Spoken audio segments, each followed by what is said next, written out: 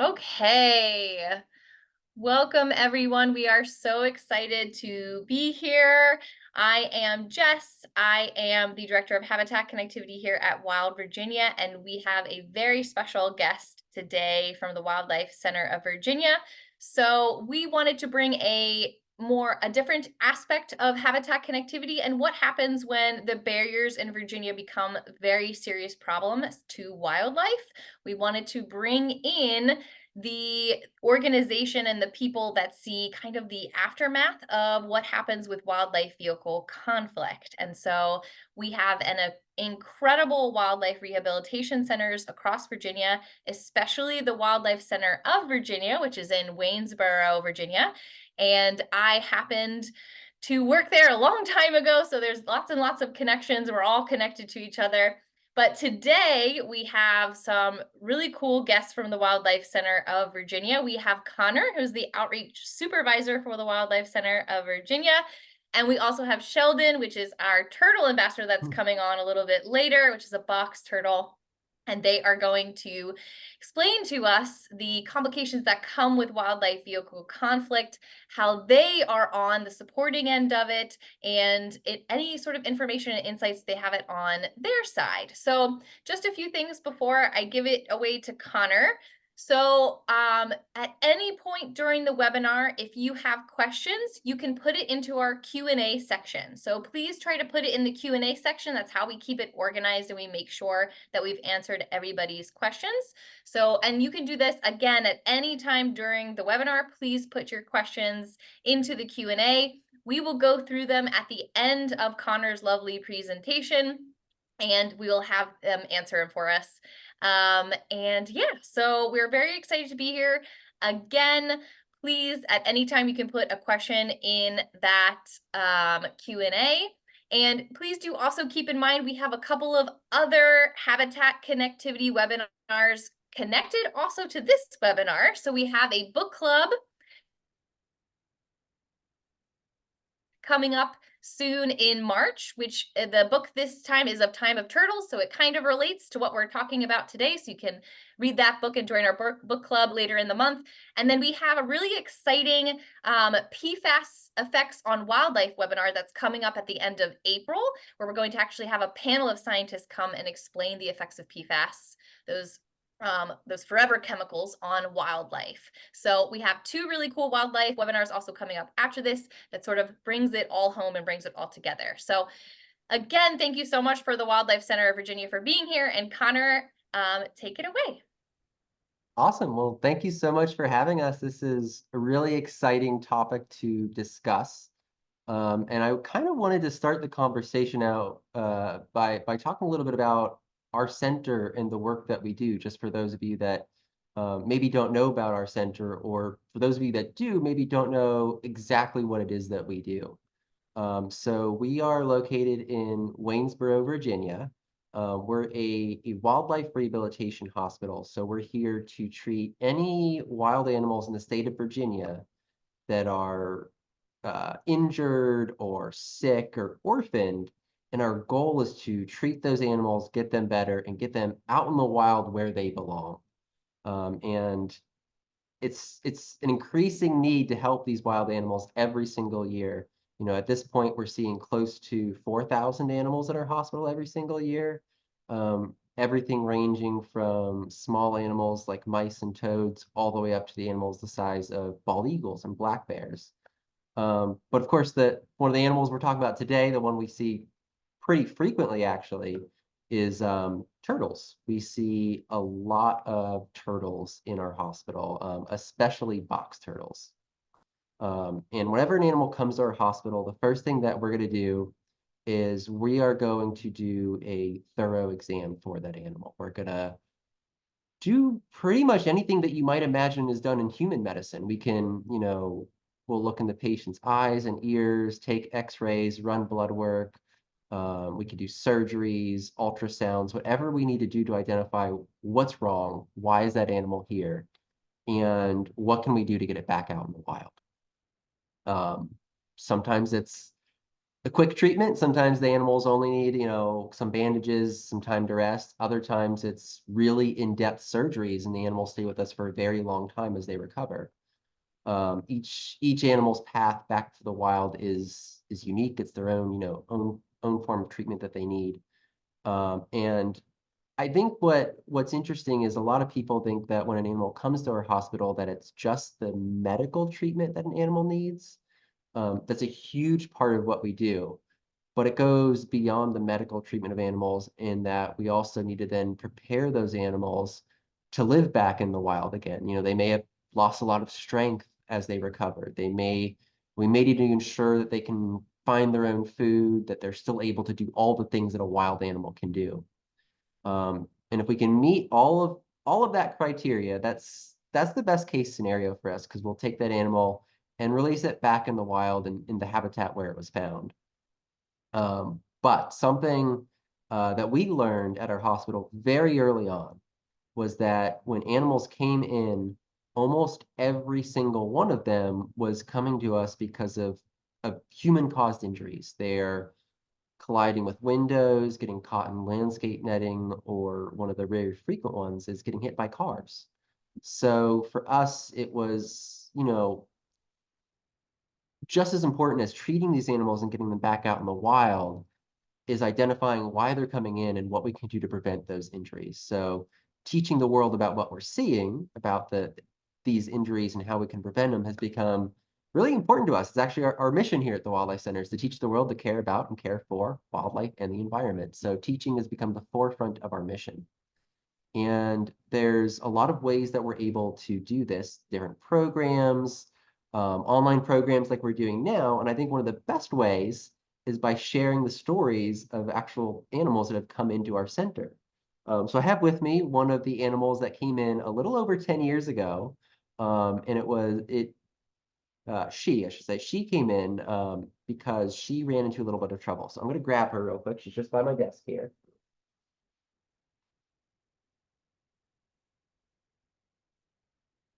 And there we go.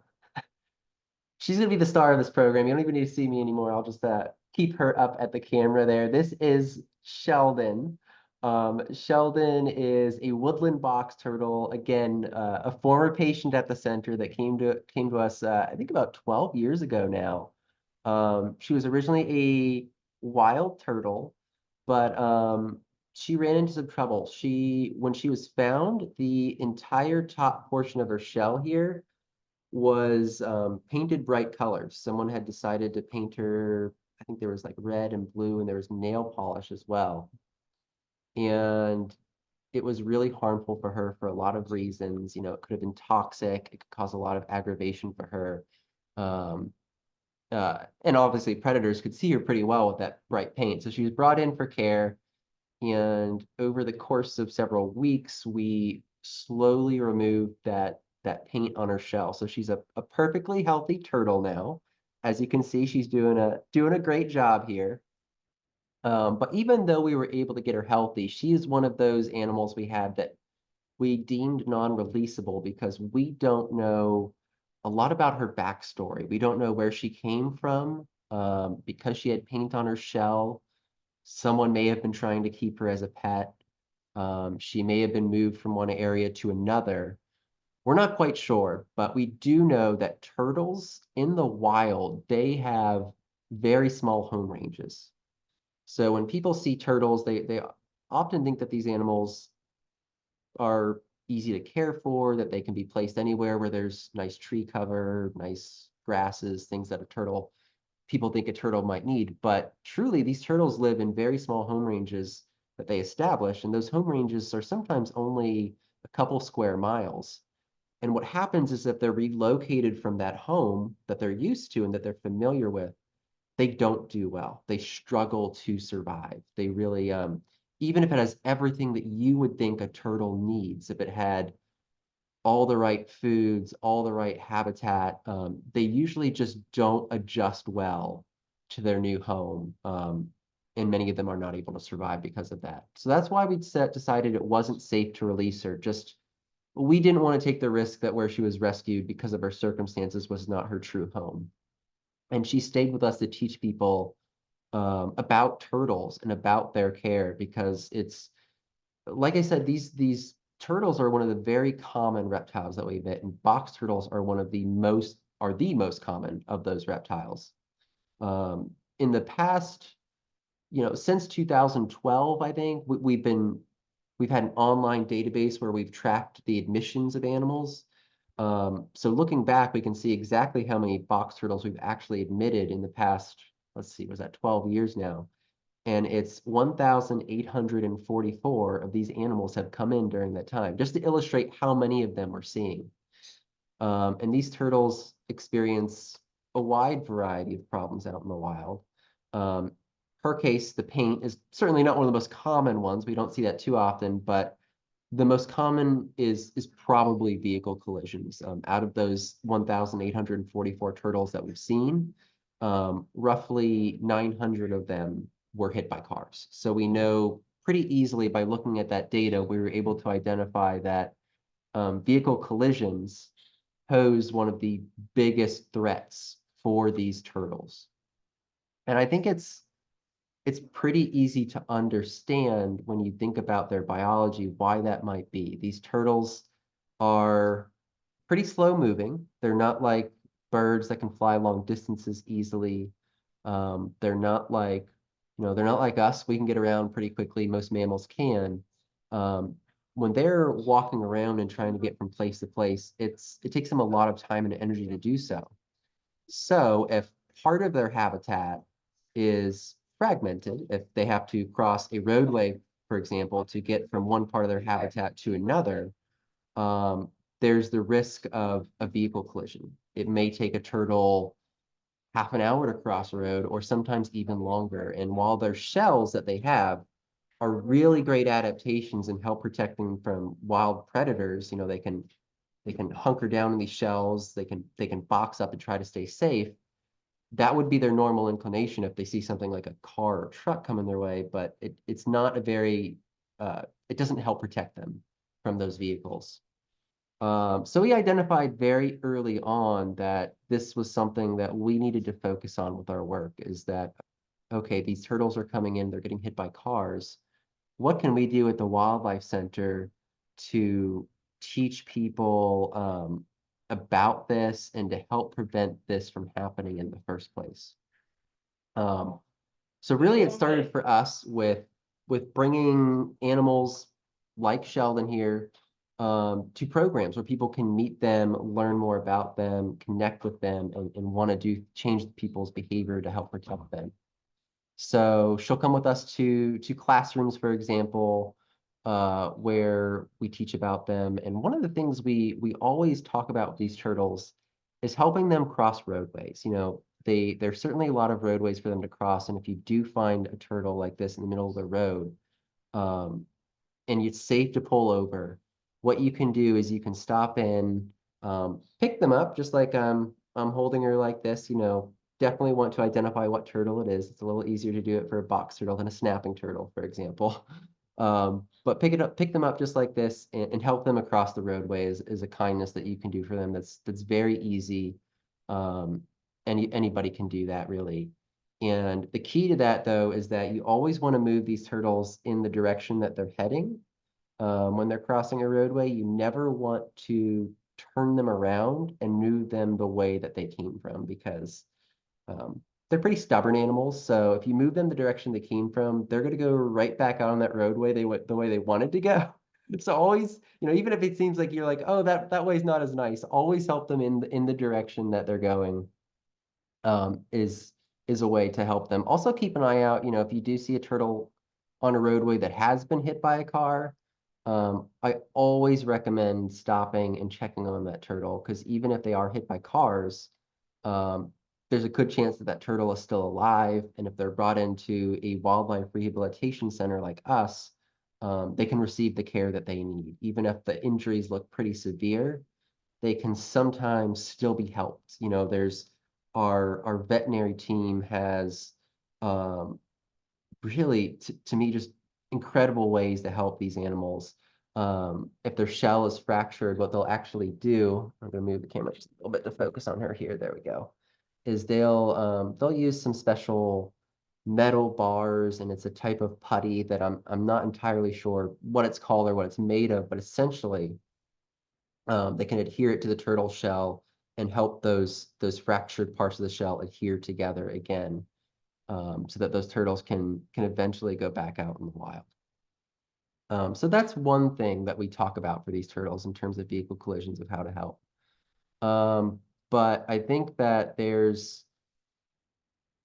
a that's kind of reactionary to seeing a turtle on a roadway. We like to think of other ways to be more proactive and hopefully prevent them from going on those roadways in the first place if we can, or at least maybe lowering that number that are using roadways. So, what we've actually done is we've partnered with Wild Virginia. Thank you guys for working with us on this, and we've contributed the data that we've gathered on all of these turtle patients of, you know, where they're being injured when they're hit by cars. What roadway was it on? What parts of Virginia?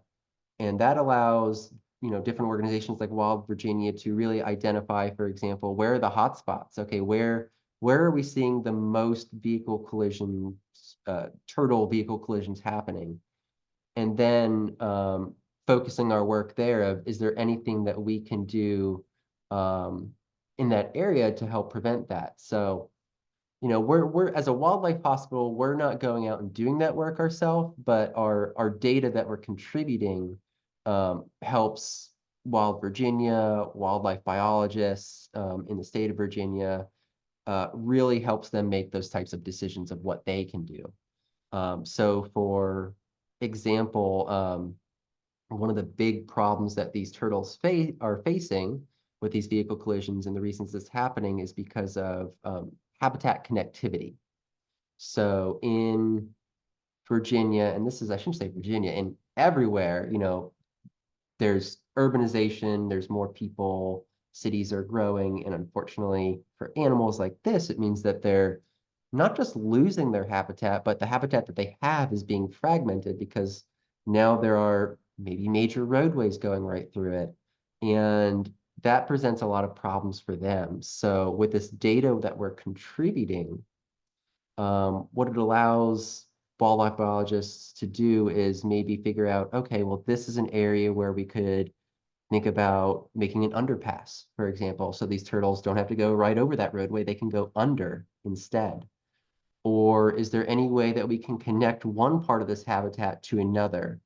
Um, and I know Wild Virginia does a lot of work there with habitat connectivity to help implement some of those things that we're seeing, to help uh, again just figure out where those hotspots are and where we can be most useful in figuring out how to help these animals, so that they can really continue to reach the things that they need to, so that they can, the breeding populations aren't being separated from each other, that they're not being cut off from each other, and all of those things that animals require. So it's really important work, and we're really thankful that you're having us out to talk a little bit about this today.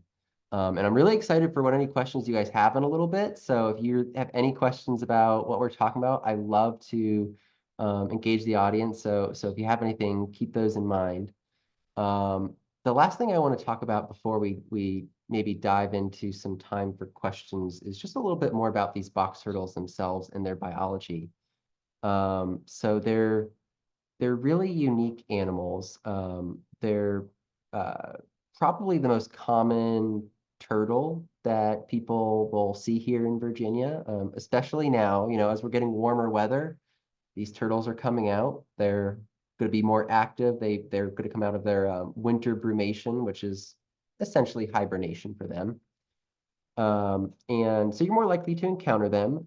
They are, unlike other turtle species, box turtles are terrestrial, which means that they live their entire lives on the land. You're not going to find them in water, or if you do, they might be in puddles or streams, but they're not going to be in like a deep body of water or a river or something like that.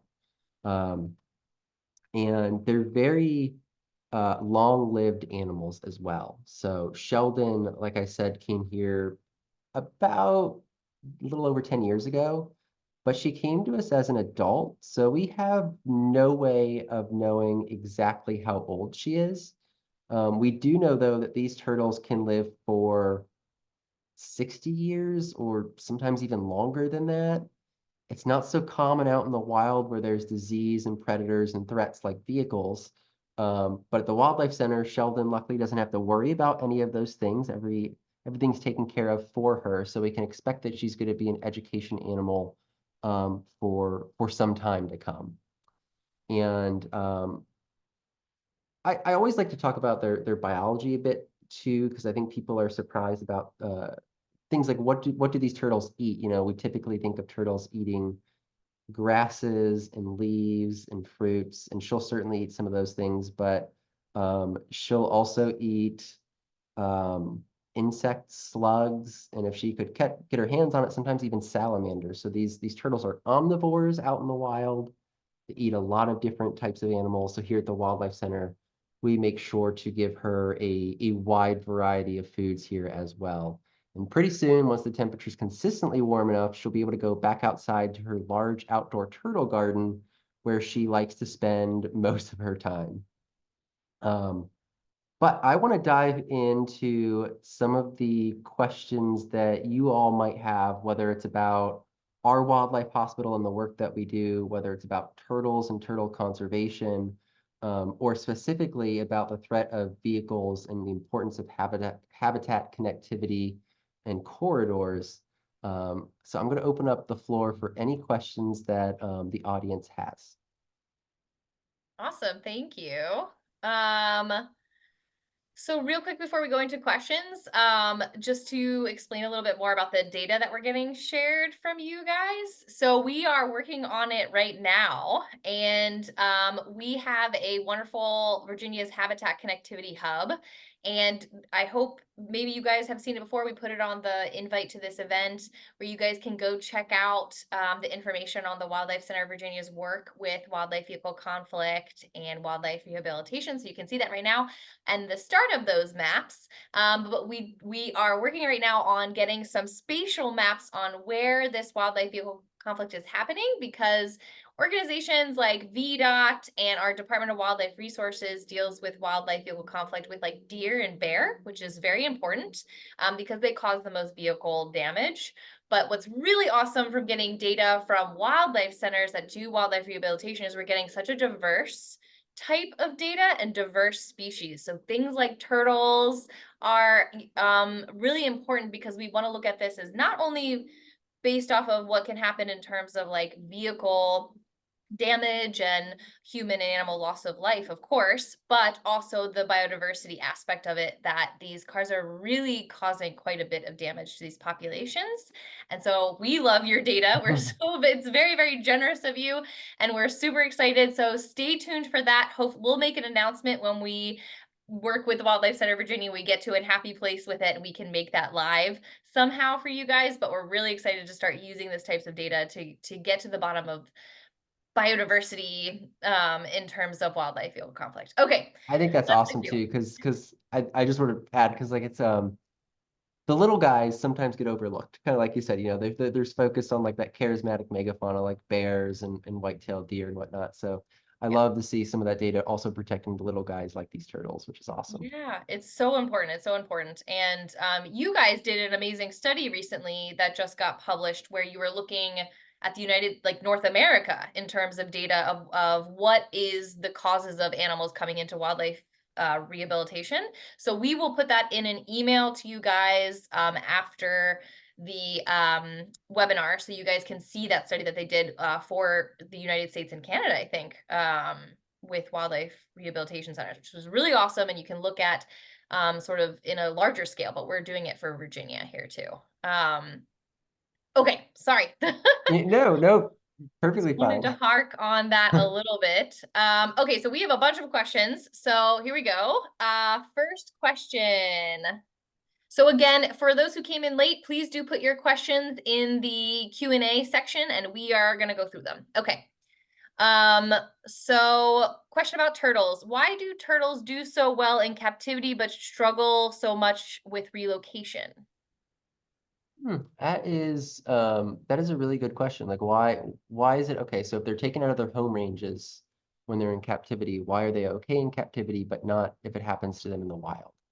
I think is that in captivity, they don't have to contend with the things that they have to in the wild. They don't have to worry about diseases. They don't have to worry about predators. They don't have to worry about locating food resources, um, water, finding good shelter, all those types of things that a wild animal, if it was moved from one area to another, would need to experience. Um, to put it in perspective, someone put it this way, and I thought it was a really good way of looking at it. If an animal is moved from one habitat to another, or just one area to another, it would be like taking a person, plucking you out of your home and moving you to a foreign country almost, where like, you don't speak the language, you don't know what's going on, you'd have a hard time. And it's the same thing for wild animals. So the reason that Sheldon is okay to do okay at the wildlife center, even though it's not her original home range, is because there are no predators here that she has to worry about or contend with. There's no diseases that she's going to get from other turtles per se that might be in the area that she's not used to. And she's going to get veterinary care here as well. We deliver her food and water food every single day. She's got a constant source of water and even everything ranging from the temperature to the humidity to the amount of UV radiation is carefully regulated so it's basically exactly what she needs. And that's why she's okay to do, or she thrives here at the Wildlife Center, even though she would not thrive in an area that would seem nice to her if it's not her home range in the wild. Awesome. Thank you. Does Sheldon have a favorite food? Does she have a favorite food? I think she really likes her protein items. So usually she gets like a little tray of leafy greens, different fruits, different veggies, and like one protein item, which is usually a piece of hard-boiled egg, a little piece of fish, I don't know, a mealworm, something like that. And she usually goes for the protein items first. So I think those are her favorite. Um, I will add too that once she's in her outdoor garden during, spring and summer and early fall, she can, in addition to what we feed her, she has the opportunity to forage for her food out there. And I have seen her go after different insects that she's found out there. So she um she seems to like those protein items. That's awesome. Okay. Thank you. All right. I think you touched on this a little bit, but maybe there's addition to this, but how do you tell a turtle's age, or again, is it just not possible? It's not really possible. Like there's a lot of bad information that some people might hear at some point. Some myths like, count the rings on a turtle's shell, is one that I've heard, which is like that's not quite accurate. If they come to if you see a turtle when it's very young, and still smaller, then you can get a rough estimate of its age, is it like, 6 months, a year, something like that. But once they're full grown, for a box turtle right now, it's example, this is full grown for Sheldon. She's really not going to get bigger than this. Um, there's there's no way for us to know exactly how old she might be. So um, really, you know, there are some turtles in the wild that are, monitored by wildlife biologists. So that's how they get a sense of like how old they can sometimes live in the wild, as well as ones that have been hatched in captivity and born in captivity and that people have been able to know the age because of that. So that's kind of where we get some of the information about how long they can live is from those two sources. Awesome. Okay. The questions are coming in. So now we have more questions about the Wildlife Rehabilitation Center. So more general question, do you have a need for volunteers? How can people help? Yes, we always have a need for volunteers, and there are a couple different ways that you can get involved with our center. Um, if you want to get hands-on, we have our treatment volunteers that can come in and they help our hospital team in terms of, cleaning out patients' crates, preparing their diets. And as you get more experienced, even handling these animals as the vet team is administering medication or putting on bandages or things like that. So there are plenty of opportunities in the hospital to volunteer. And another volunteer opportunity that I think is really great, that anybody can do if you have a vehicle, is you can be a volunteer transporter for the wildlife center. Our volunteer transporters are those that take the time to transport animals to or from the wildlife center, whether it's ones that need to come in, or maybe ones that we're releasing back into the wild, or sometimes they don't even need to come to us. Sometimes our transporters help bring them to other rehabilitators if they're closer to other locations. And the great thing about being a volunteer transporter is you can set your own schedule. So you can say, you know what, I'm only available to help Monday through Friday between these hours, or maybe you're only available on the weekend. And what we will do basically is, as we have animals that need transport, we will reach out to our transporters that are close to that person, um, who we know are available based on what they told us, or we know might be available. And that way they can reach out and try to arrange that transport. So that's a huge need. I can also touch on some other ways to support the Wildlife Center other than volunteering. There's a couple of ways. I mean, the big one, we are a nonprofit organization. We definitely we don't receive any government funding whatsoever. Everything that we are able to do is just done by the kindness and generosity of the public, of people that have donated to make this possible. So donations go a huge way to helping us provide treatment for these animals. But it's not just it doesn't just have to be financial donations too. It can be like, we have people that say, hey, I have this, I've got this fruit from my garden. Could you use it to feed any of the animals at your center? And we'll say, yes, please, bring it on down. We'll have donations of other supplies that we can use in the hospital. Like, we recently had someone donate paper towels and hand sanitizer, just anything that we can do to help keep the cost of treatment down, so that we can really prioritize our resources towards helping these animals. So there are plenty of ways to get involved. I will say go to wildlifecenter.org, and you can go to the Support the Center tab, and you'll see lots of different ways to either become involved or help support the Wildlife Center. Awesome. Can you speak a little bit, because I know everybody always has a question of like, if you actually want to help out with the wildlife rehab and work with the animals, what kind of things do you need for that? Yeah, it's a long process to become, like, if someone wants to become a wildlife rehabilitator themselves, it's a long learning process.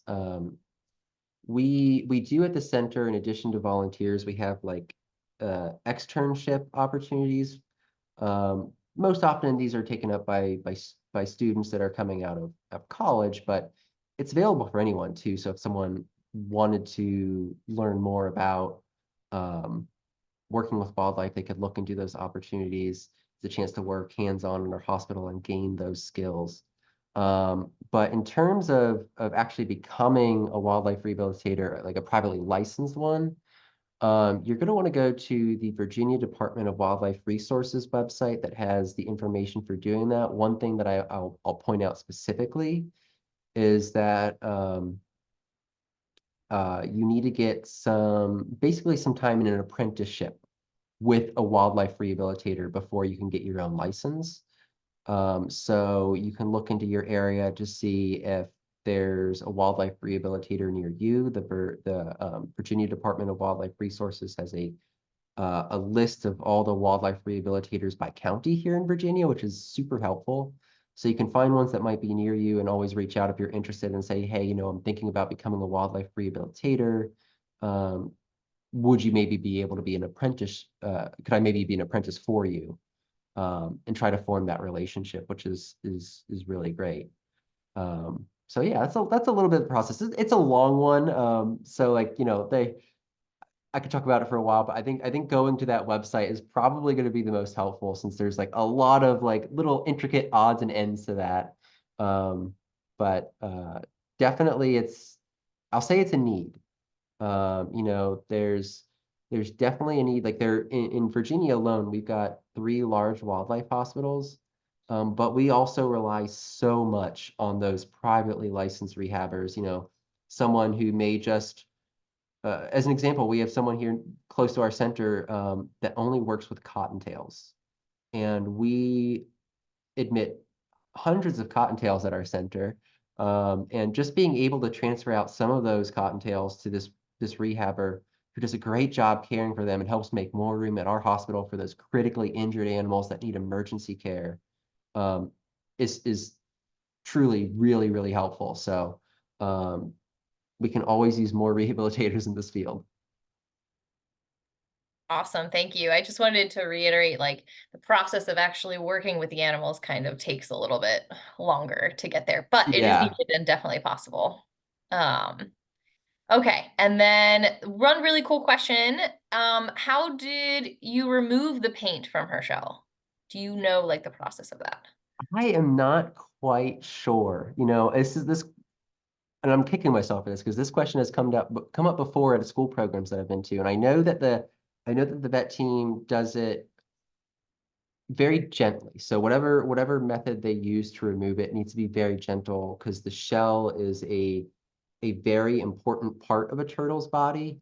It's not just like I don't know, like a rock that they lug around on their back. It's a living part of their body. There are nerve endings in their shell. They can feel with it. So as we were removing that paint, it needs to be done in a very gentle method that's not damaging that underlying shell at all. So you can't use something that's like um, too abrasive or too harsh as it removes that paint. So I'm not quite sure what material they use, just that it has done in a gentle method. Thank you. Okay. Do, do, do, do. What's in her terrarium? What's in her terrarium? So she has, let's go one by one. The substrate. So we start with the substrate. So what is she sitting on, so to speak? So she has something called, it's called reptibark. It's kind of like a bark-like substance for the bottom of her enclosure, as well as several hides. So in her enclosure, there's kind of like a log-shaped hide that she can go under if she wants to be out of view, for example. Um, and that's really important because, animals don't always want to be seen. Sometimes they want to hide, so we provide some places for her to hide.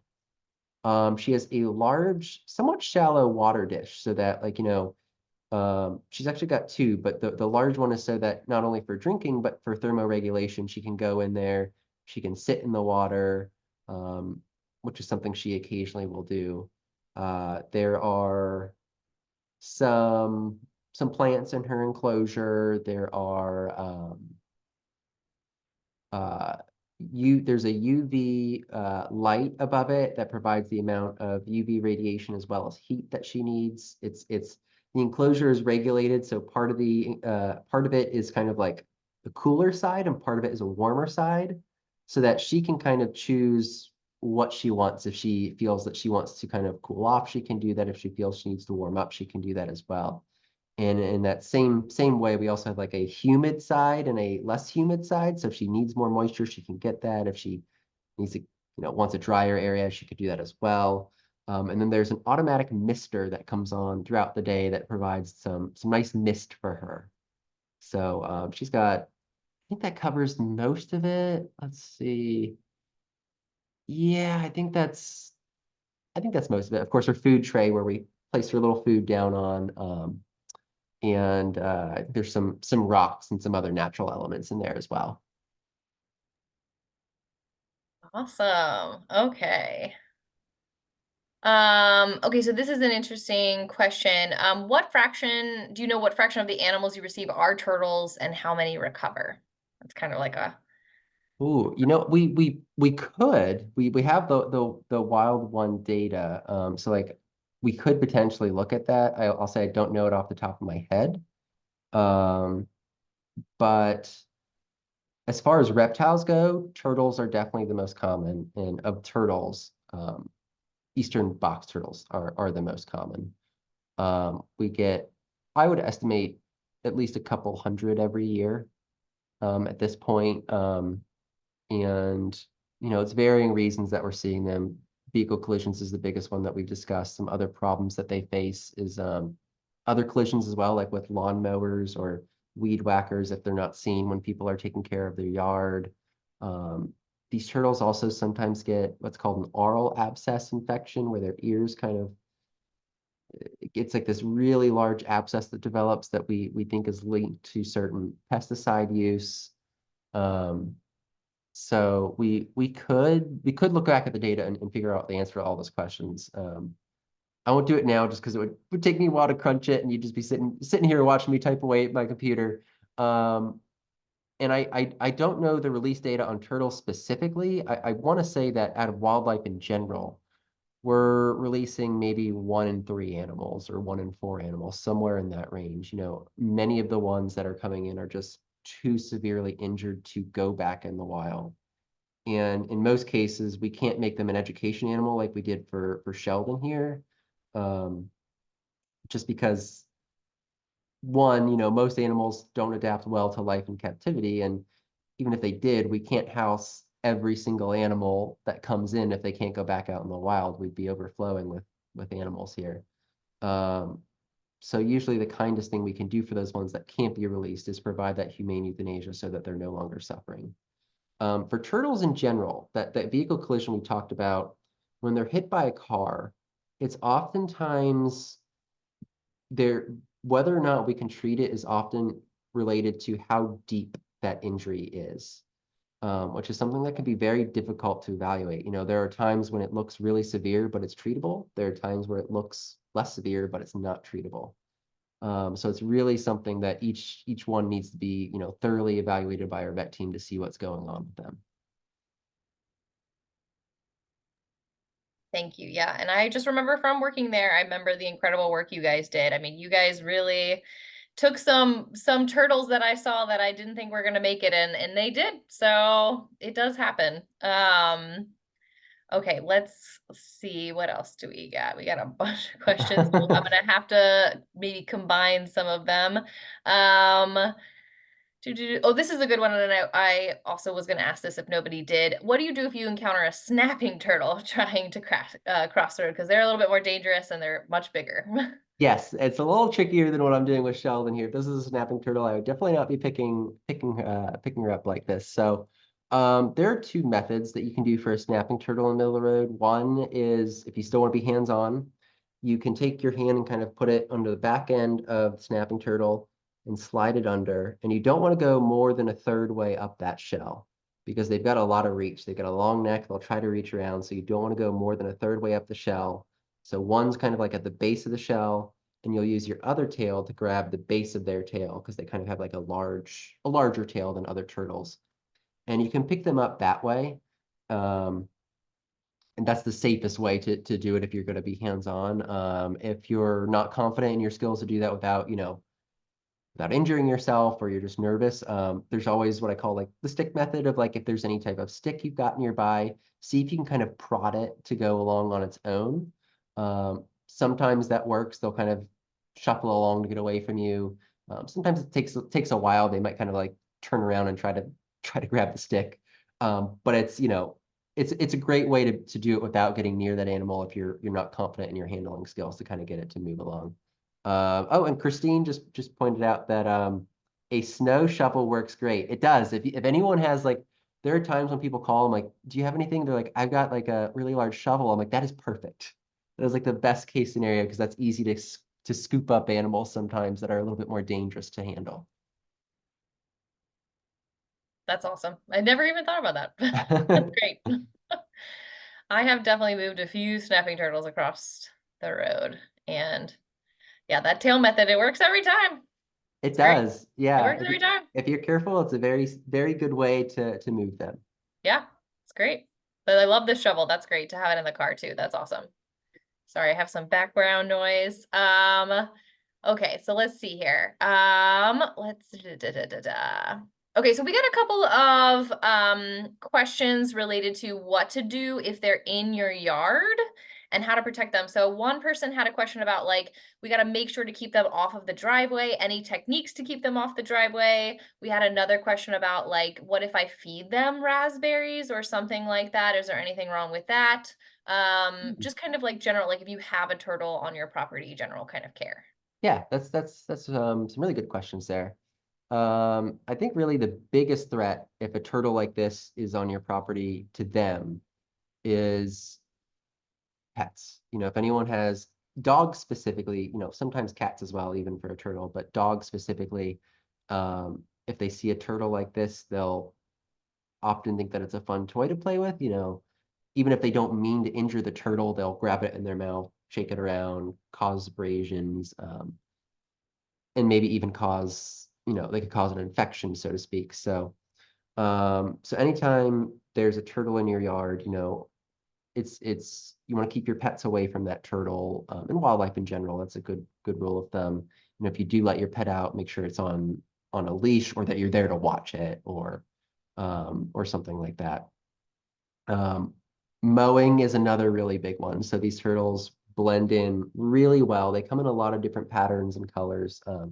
Some have more yellow in it, some have more red or orange. But if they're in, underneath some tall grass, you may not even see them there. So while you're mowing or weed whacking, just pay really close attention as you're going along. Maybe before you mow, really quickly walk across your yard to see if there is any animals like this resting there, so that you can avoid them, is a really important one.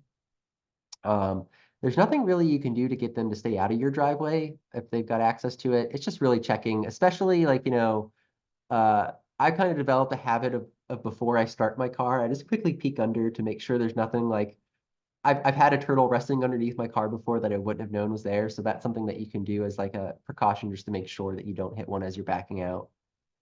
Um, And the last thing I'll add is don't be surprised if you see a turtle in your yard that isn't a box turtle, but one that's aquatic. So something we get calls about a lot is like, I've got a snapping turtle in my yard, but I don't have a pond or a river nearby. A lot of our aquatic turtles during during the time of year where they're going to lay their eggs, they will travel quite a distance from that water source to an area where they think is nice to lay those eggs. So it might seem weird to see them there, but they're usually okay. They're usually just looking for a place to lay eggs. So kind of just give them their space. And if you have concerns about them, calling a wildlife rehabilitator before intervening and doing anything. Oh, and there was a question about feeding them raspberries. Sorry. You know, for a reptile, they don't, it's not like other animals that are become habituated to humans more quickly. Like, that's definitely a bigger risk for something like, I don't know, a raccoon or a possum, or a bear, there's a bigger risk of habituation there. But in general, it's not a good idea to feed wildlife. It's really, you're not going to provide any benefits for them, but there's always the potential that you could be causing harm. It's better for them to eat that natural wild diet, they should be eating. So instead of feeding them a specific food, what I would recommend instead is, um, plant something in your yard that they would love to eat. Something that's part of their natural diet, something that might attract the insects that they might want to eat. And it's pretty incredible when you plant those native plants, how quickly you can transform a yard where maybe you didn't used to see a lot of wild animals to a yard where, you're seeing birds and turtles and all these cool animals come into your yard. So that's something you could do for them.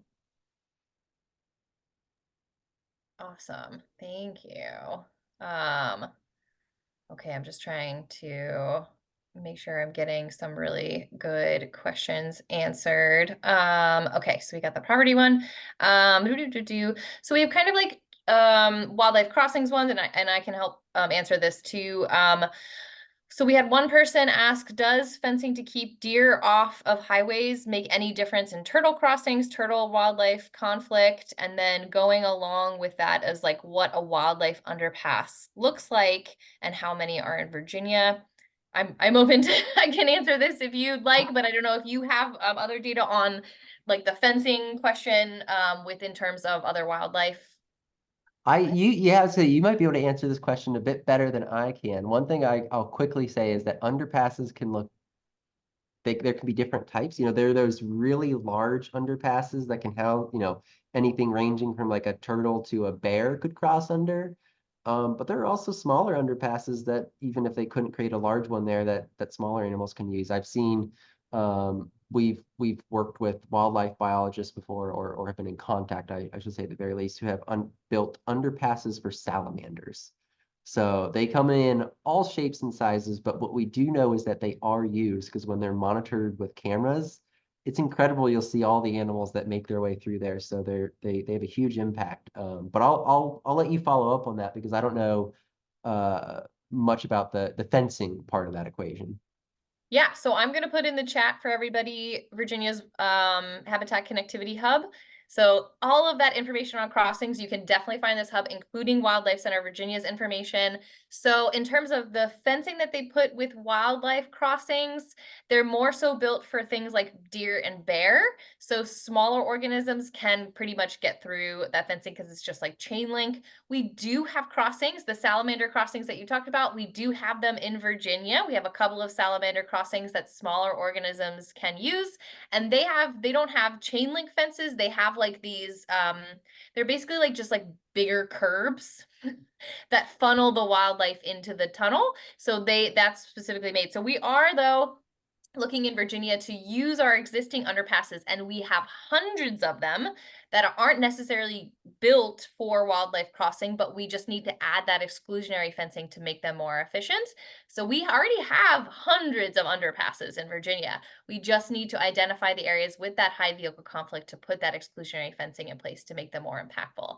So please do check out the hub. You can get all that information there, including seeing really cool videos that Connor was talking about monitoring wildlife using these underpasses in Virginia. So please do check that out. So great questions. And then, so we have a little bit of time left, so I'm gonna do some perusing for some really good questions here. Um, oh, the biggest one. This is a good one. What do we do when we find an injured turtle, an injured wildlife? Who do we call? Things like that. You definitely want to call a wildlife rehabilitator. If you're in Virginia, you can always call our center, or even if you're not in Virginia, we can sometimes still help you find the right resources if you call us. But usually if you're trying to find a wildlife rehabilitator, look for your state wildlife agency's website, like the Virginia Department of Wildlife Resources, because they will have a list of uh, usually they'll have it broken down by county so you can find out which ones are close to your area. And you can call them to ask them, does this animal truly need help? Sometimes it's easy to tell. If you see an animal with a broken bone, heavy bleeding, something obvious that you know is wrong, it's easier. Sometimes it's a bit more tricky, like, oh, I saw this animal with a limp, or, it doesn't seem to be flying so well. There can be trickier ones. So wildlife rehabilitators are not just there to take in those animals, but to help you walk you through that process of, you know, does the animal need help and how can you go about helping it? Um, if you can't get a hold of a wildlife rehabilitator right away, and an animal truly does need help, what I always recommend is if you can contain that animal, whether it's in a crate, a box, something, keep it in a warm, dark, quiet place. That's going to reduce the stress for it as much as possible. Um, and don't provide any food or water. I know that that's first instinct of you see something that's hurt, you want to help care for it and give it that food and water. But that can cause a lot more harm than good. You just want to reduce that stress by keeping them in a dark, quiet area, staying away, and getting it to a place that is truly has the skills to care for those animals as soon as possible. And Awesome. what I'll Yeah. Great. quickly follow up that with is like something that's really helpful too, if you happen to find a wild animal in need, is be ready. Have like whether it's a crate or gloves or something in your vehicle that you can use to help because it's always going to happen at an unexpected time. That's just how it happens. So having some equipment handy that you already have to use to help contain an animal is helpful. Awesome. Okay. Let's see. I'm gonna give you one or two more questions that are specific. One was, is the Wildlife Center ever open to the public? Um, and has Sheldon ever had babies in captivity? Ooh, Sheldon has not. Sheldon lives by herself. which is normal. They're solitary animals. They would really only be together for breeding. So she is perfectly happy to live in her own enclosure and not share it. Um, the Wildlife Center is not normally open.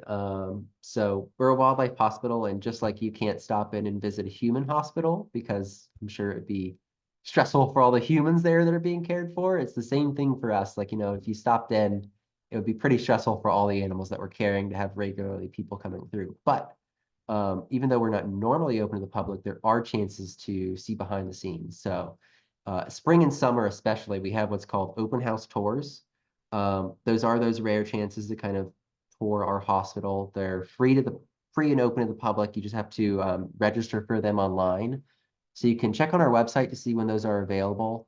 And we also have programs where we'll bring our education animals out to schools, libraries, public events where you can see them as well. So you can check out the event calendar on our website for any events or opportunities to see them there as well. Awesome. Thank you. Let's see here. Think we got a lot of them. A lot of them tend to overlap. Just want to make sure. So I'm seeing a lot of questions about connect related to connectivity.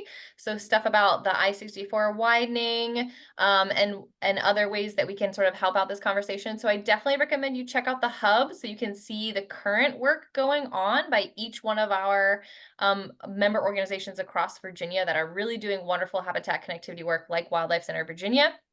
Definitely check out Wildlife Center Virginia's website for other ways that you can help out and donate and things like this, if you want to volunteer. And please, for Wild Virginia, if you want to get involved with any sort of advocacy efforts, lobbying efforts for better legislation in Virginia for more connectivity, that would be directed at me. So jessica@wildvirginia.org.